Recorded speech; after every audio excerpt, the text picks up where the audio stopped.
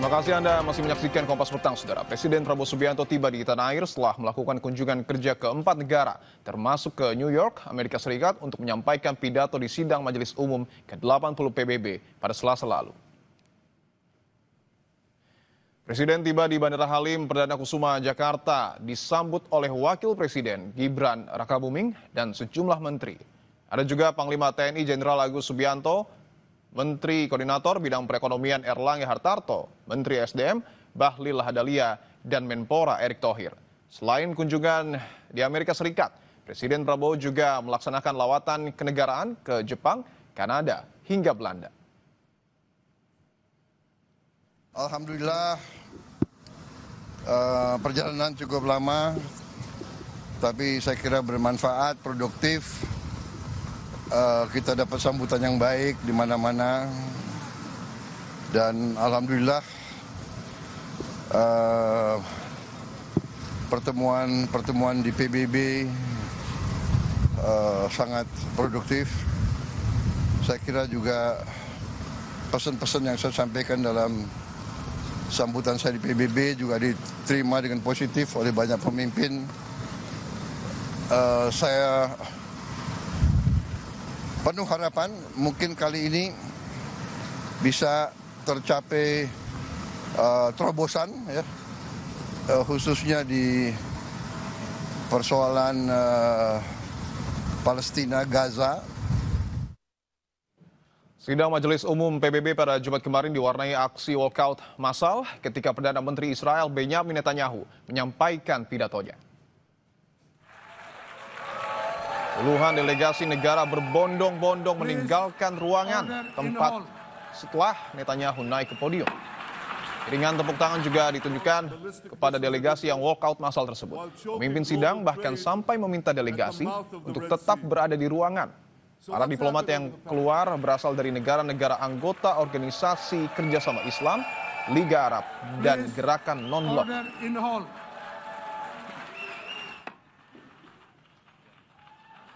Sementara itu, Perdana Menteri Israel Benyamin Netanyahu sempat terdiam melihat aksi walkout itu. Netanyahu berdiri di hadapan kursi yang nyaris kosong. Hanya perwakilan dari beberapa negara seperti Amerika Serikat dan Inggris yang tercatat tetap berada di ruangan. Aksi walkout massal itu terjadi di tengah-tengah pembahasan intensif PBB mengenai langkah mengakhiri perang di Gaza yang hampir memasuki tahun kedua.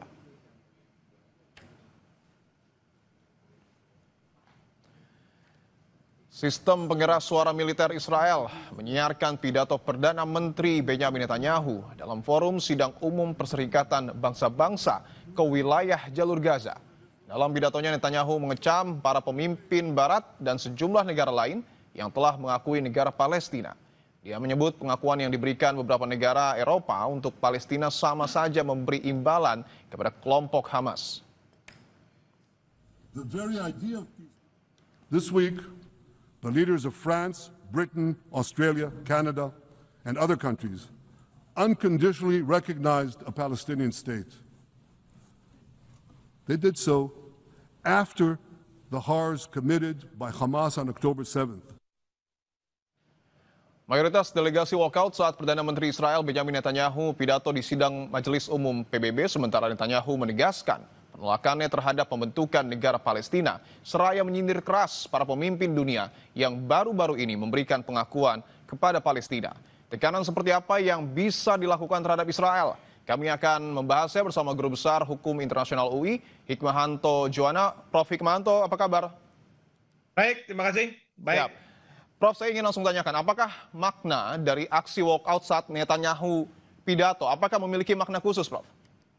Ya, tentu ini memiliki makna khusus, yaitu dunia, negara-negara itu tidak bisa melihat kekejaman yang dilakukan oleh Israel. Meskipun Israel selalu mengatakan bahwa ini hak Israel untuk membela dirinya, dan rujukannya selalu pada peristiwa pada tanggal 7 Oktober 2023 di mana Hamas melakukan serangan mendadak ke perbatasan Israel dengan Gaza. Nah, tapi masyarakat dunia sudah tahu bahwa tindakan yang dilakukan oleh Perdana Menteri Netanyahu ini sudah tidak lagi proporsional, sudah tidak lagi sesuai dengan hak untuk membela diri, bahkan tindakannya ini mengarah justru pada penguasaan secara efektif Gaza yang selama ini dikelola oleh otoritas Palestina.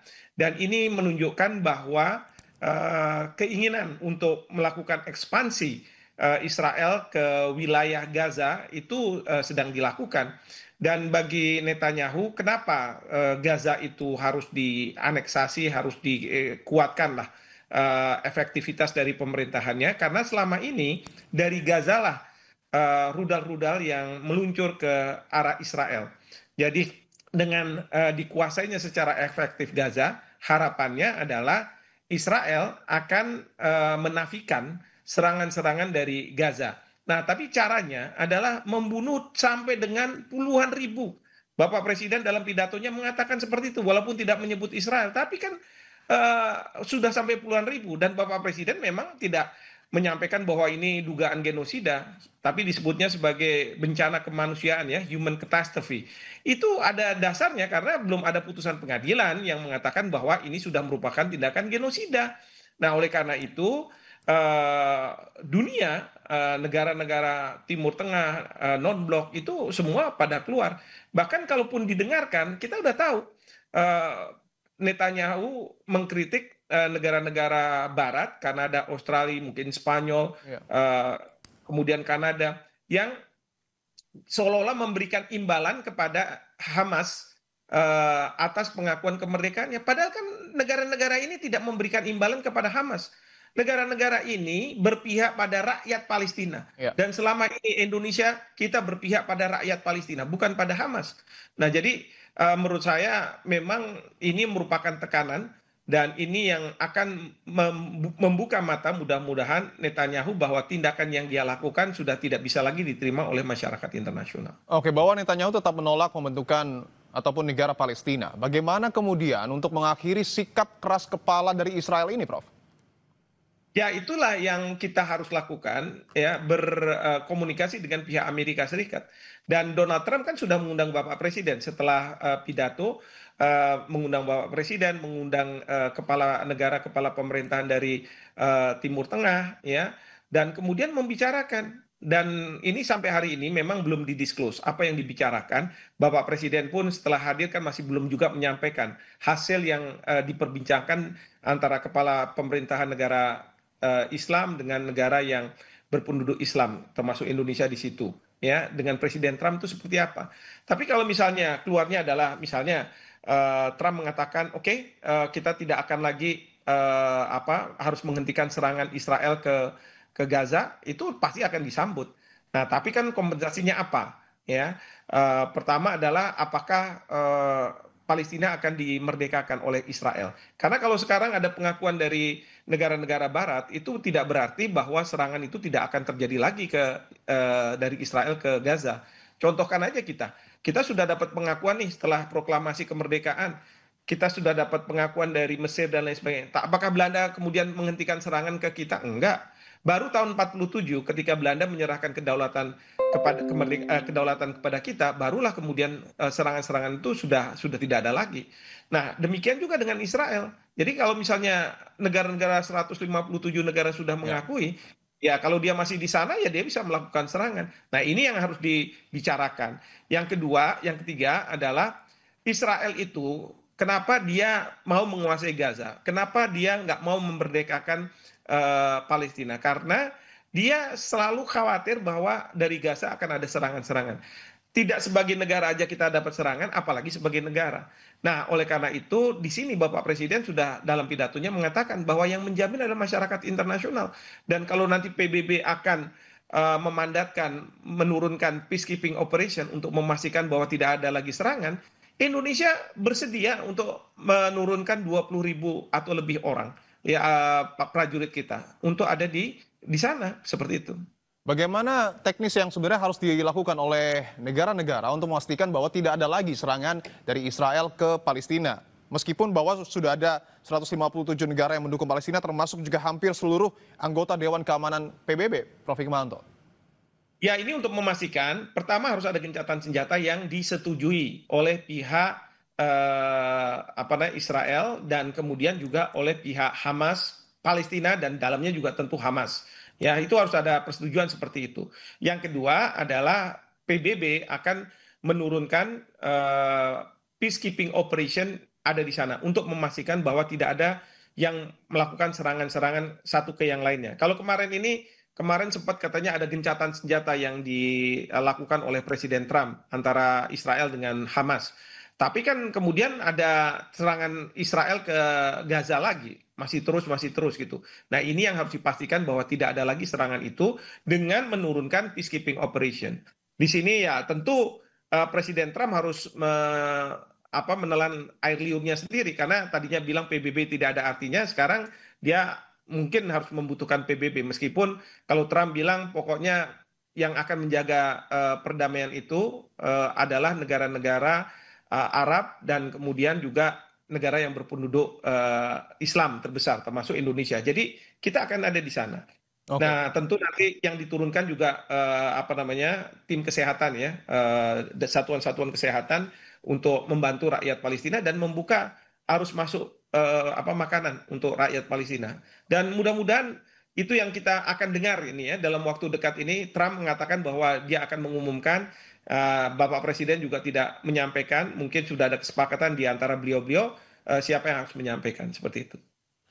Oke, saya ingin tegaskan lagi bagaimana terkait dengan statement dari Pak Prabowo Subianto yang meyakini bahwa akan ada terobosan dan bagaimana sebenarnya yang harus dilakukan oleh negara-negara agar Gaza juga tidak menyerang Israel dan Israel juga tidak menyerang kepada Palestina dan mengakui Palestina, Prof. Hikmahanto. Ya, yang pasti adalah mungkin ada pembagian tugas gitu ya. Harus ada yang bicara dengan pihak Hamas bahwa jangan kemudian mereka melakukan serangan, mereka harus membebaskan sandera, dan kemudian harus ada yang bicara dengan pihak Israel. Nah, yang pasti kita tidak mungkin bicara dengan pihak Israel, tapi kita bisa bicara dengan pihak Hamas dan kita bisa bicara dengan pihak Iran karena selama ini mungkin Iran yang membantu Hamas dalam melakukan serangan-serangan itu untuk kepentingan yang lebih besar, yaitu rakyat Palestina harus diselamatkan. Nah, itu yang penting dulu. Nah, kemudian yang kedua tentu tadi penjagaan perdamaian ini oleh peacekeeping operation. Dan Indonesia tidak akan mengirimkan pasukan kita kalau tidak ada mandat dari Perserikatan Bangsa-Bangsa. Seperti itu. Oke, bahwa Amerika kita tahu adalah sekutu dari Israel dan Dewan Keamanan PBB anggotanya hampir mayoritas, bahkan Inggris terakhir juga sudah mendukung Palestina. Untuk kemudian mendukung Palestina. Apakah kemudian penggunaan hak veto ini bisa menjadi dalam tanda kutip solusi, Prof. Hikmahanto, untuk kemudian memerdekakan Palestina? Karena Amerika doang yang belum ya? Iya. Nah, ini ya selama ini Amerika selalu berada di belakang Israel dan Netanyahu makanya berani bertindak secara arogan, secara kejam gitu ya menurut ukuran masyarakat internasional karena dia merasa bahwa saya selalu di backup oleh Amerika Serikat dan Amerika Serikat masih percaya bahwa yang dilakukan oleh Netanyahu ini adalah hak dia untuk membela dirinya karena diserang oleh pihak Hamas. Nah, jadi kalau nanti Amerika Serikat sudah bergeser, nah sekarang ini kelihatannya Trump sudah juga bergeser posisinya dan kemudian tidak lagi mendukung 100% tindakan dari Netanyahu, bahkan sebaliknya dia minta kepada Netanyahu untuk menghentikan serangan, maka hak veto itu tidak akan keluar kalau misalnya ada resolusi yang akan memandatkan pasukan perdamaian PBB di antara Gaza dengan perbatasan Israel. Nah, yang kedua adalah tentu kalau misalnya nanti sebagai negara, ini kan ada di Majelis Umum PBB. Nah, ini harus ke Dewan Keamanan.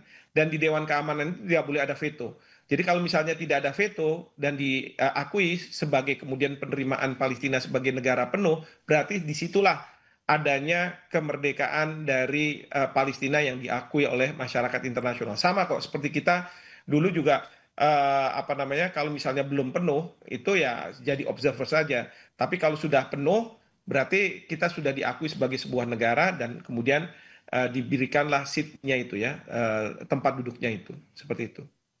Artinya ini masih jauh untuk kemudian mewujudkan Palestina sebagai sebuah negara, Prof. Kalau menurut saya ya perhitungan saya tidak terlalu jauh. Okay. Ya, memang yang perlu dihentikan adalah serangan Israel ke Gaza itu harus dihentikan terlebih dahulu. Nah, yang berikutnya adalah proses bagaimana Palestina diakui sebagai sebuah negara. Dan ini sudah akan ada dalam perbincangan antara Presiden Trump dengan petinggi-petinggi dari Timur Tengah dan Indonesia. Oleh karena itu Bapak Presiden bilang terobosan. Ya, saya nggak bisa lain menduga terobosan itu adalah ya ada pengakuan itu. Tapi dengan catatan masyarakat internasional harus menjamin bahwa tidak akan ada serangan dari Palestina ke Israel kalau nantinya Palestina menjadi merdeka. Dan sekarang yang saya dengar Presiden Abbas juga sudah mengatakan bahwa kalau nanti ada perdamaian itu ada negara Israel, negara Palestina, maka tidak ada Hamas di situ. Karena dia juga perlu menjamin bahwa Hamas tidak ikut ada di situ gitu. Oke, tentu yang kita dukung adalah perdamaian dunia dan kondisi di Gaza dapat dikatakan peperangannya berakhir. Terima kasih untuk Betul, Guru yang Besar kita dukung adalah Palestinanya, bukan Hamasnya ya. Itu Siap, masalah yang kita dukung adalah Palestina. Terima kasih Guru Besar Hukum Internasional UI, Prof. Hikmahanto Joana telah bergabung di Kompas Petang. Terima kasih. Saudara, setelah pencarian selama 3 hari, korban tenggelam yang merupakan santri penghafal Quran ditemukan tak bernyawa di tengah laut.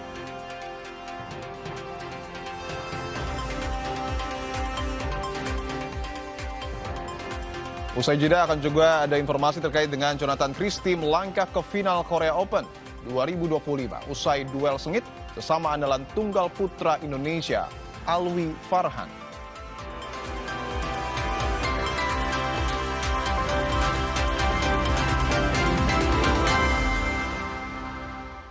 Di tengah timbunan sampah nasional mencapai 35 juta ton per tahun, aksi para perempuan mengelola sampah tak hanya berkontribusi besar mengatasi dampak perubahan iklim. Aksi perempuan juga menghasilkan pundi rupiah hingga melanjutkan pendidikan yang sempat terhenti. Saya sih harapannya untuk anak-anak muda yang putus-putus sekolah itu, yang tadinya males-malesan, ini loh ada kesempatan. 60 menit Special Report, Minggu 28 September.